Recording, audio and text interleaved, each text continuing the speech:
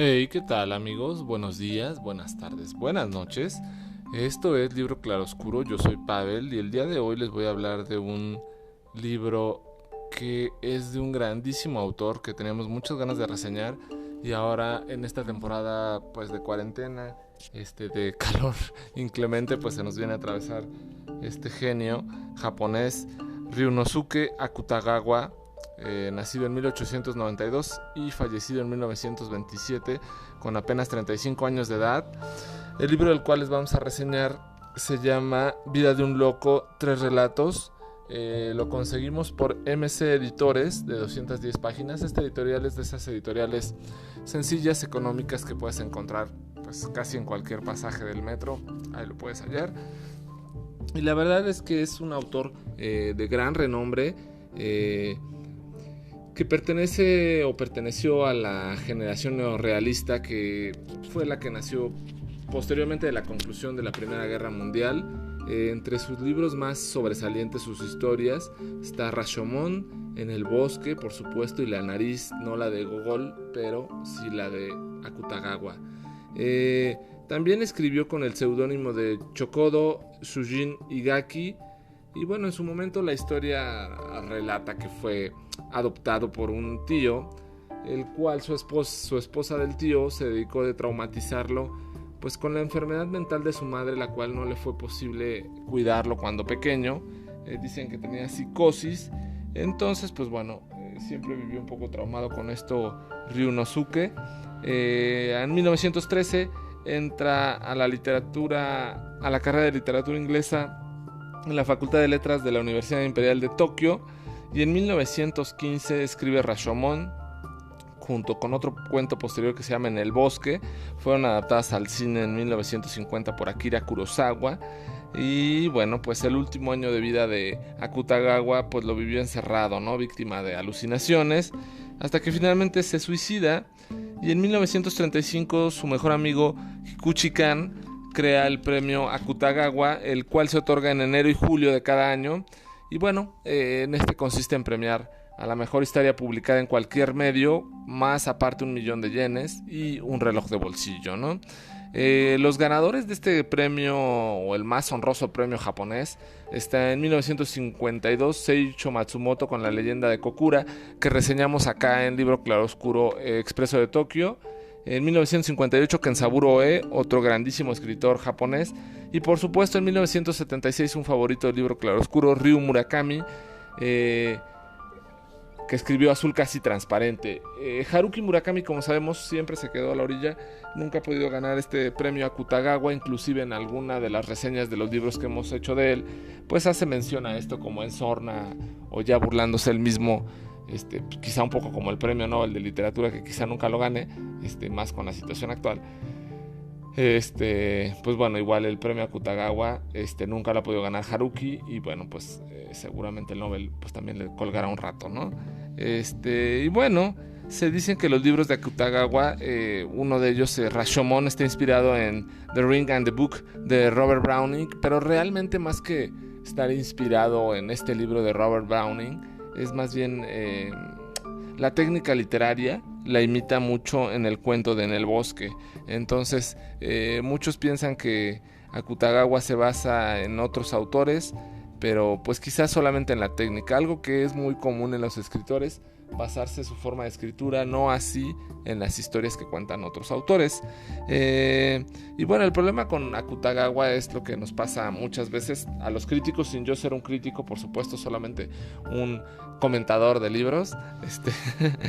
Pues qué más hay que decir de este autor y en qué orden. No son tantas cosas las que les podría platicar de Akutagawa en su corta vida, pero ya gran trayectoria, que pues mejor vámonos a la historia. La primera de estas tres historias es El biombo del infierno, en cual narra la historia del cual el hijo del gran señor tenía un mono, el cual llamaban Yoshihide, en burla o sarcasmo por el pintor, ¿no? Este mono era maltratado, humillado, golpeado, hasta que un día la hija del pintor pues decide salvarlo, lo mete en su regazo pues, y el hijo del gran señor ya no lo golpea. Yoshihide, viendo esta situación, da la anuencia para que su hija se quede con el changuito o el mono, y bueno, en su momento pues ya todas las personas empiezan a respetar y tomar en consideración al mono, no así a Yoshihide, que aún así lo siguen viendo con pues desprecio y le decían Saruhide. El abad de Yokohama también odiaba al pintor pues como si fuera un demonio, ¿no? Muchos lo veían como con esa ambigüedad de que sí era un gran pintor, pero también tenía algo más en su mente que no encuadraba. Yoshihide era demasiado soberbio, muy arrogante, un poco tacaño, violento y codicioso, ¿no?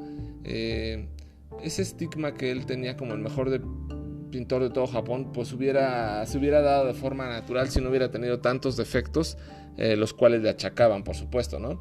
Y bueno, siempre se veía en sus obras malévolamente todos sus personajes, ¿no? Retrataba una doncella y en vez de poner al reflejo de las personas una doncella, era una prostituta. Al pintar al dios de fuego lo pintaba como fuera un villano, ¿no?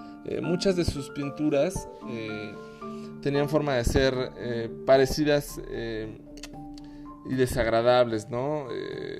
Las 5 fases de la transmigración de las almas, esa pintura en las noches, pues casi se podía oír los suspiros y sollozos de las doncellas que estuvieron ahí, pero muchos decían inclusive que se alcanzaba a percibir el hedor en los cuerpos en descomposición. En algún momento Yoshihide, paseando, pudo ver unos cuerpos pues en descomposición en la calle, y eso fue lo que reflejó en esta pintura.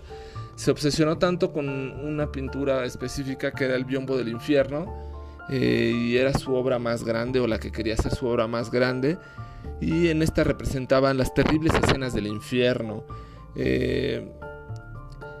Quizá la obsesión por hacer esta pintura llevó al propio Yoshihide a su propia muerte, en el cual pues en algún momento la hija de Yoshihide empezó a ponerse muy triste, muy deprimida. Ya había ciertas sospechas de que algo no estaba pasando bien, inclusive el monito en ocasiones por la noche la acompañaba y como que quería llamar la atención para que vieran lo que le estaba pasando. No se sabía qué era lo que pasaba, pero era algo muy extraño. Yoshihide le pide al gran señor pues que para pintarla requería ser testigo de una escena así, donde un carruaje o una carroza se estuviera incendiando con una persona adentro, para poder hacer esta pintura del Biombo del Infierno.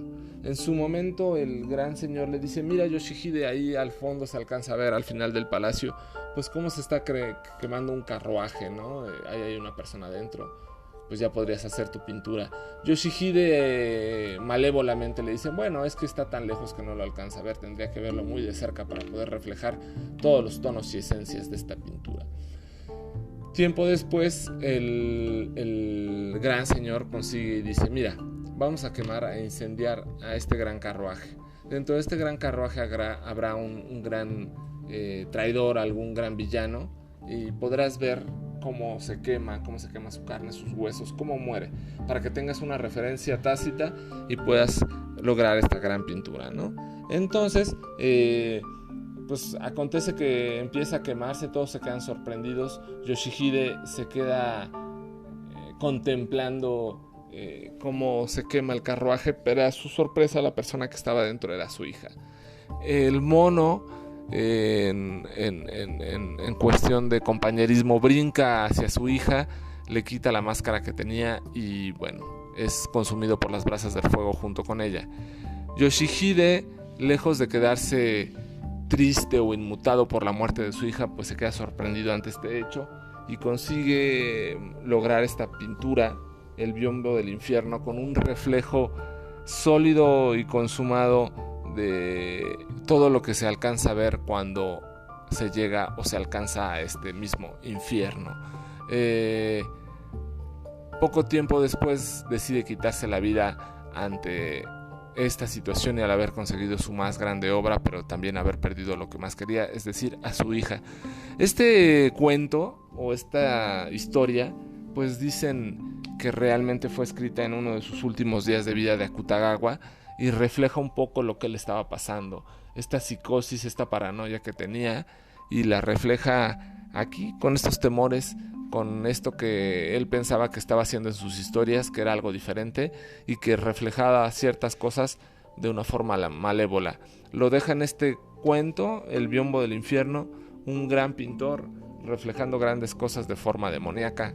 Así Akutagawa nos cuenta esta historia.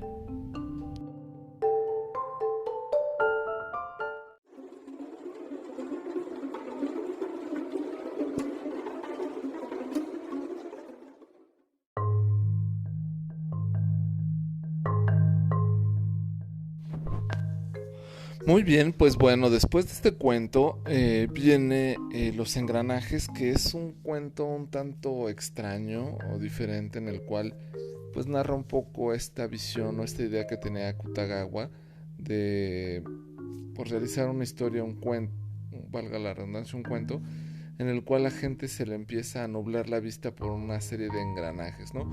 Como esta visión que él tiene de cómo se va apoderando de tu mente una maquinaria que no puedes controlar y que me da la impresión que la deja reflejar finalmente en el último cuento, Vida de un loco, que le da título a este libro. Bien, Vida de un cuento en varios fragmentos, un poco entre poesía, un poco entre retomando su vida y un poco entre la literatura que le gusta. Deja ver qué es lo que va pasando en su vida, en qué momento decide pues que no lo está pasando bien. Como lo dijimos al inicio, en 1926 acaba recluyéndose porque empieza a tener varios problemas, por decirlo mentales, esquizofrénicos, y vive recluido, y decide quitarse la vida de una forma un poco poética, un poco magistral, con una droga. 8 gramos de veronal es lo que consigue suicidarse, perdón. Finalmente deja una carta a su amigo en la cual dice, bueno, pues me voy a matar, esto lo tenía que hacer, ¿no?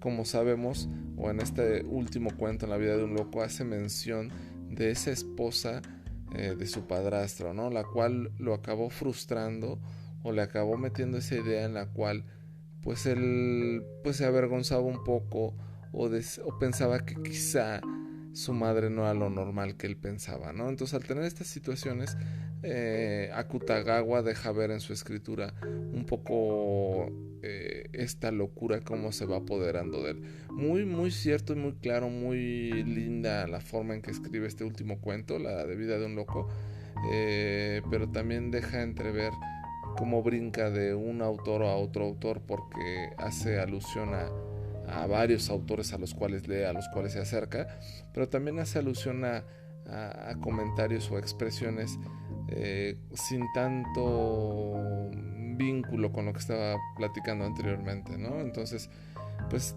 te deja ver si en un diario de un loco que quizá es eso mismo que te trata de reflejar, y en lo cual en carta a un amigo, o posteriormente en el epílogo magistralmente hecho por Jorge Luis Borges, pues bueno, deja ver pues toda esta situación en la cual pues Akutagawa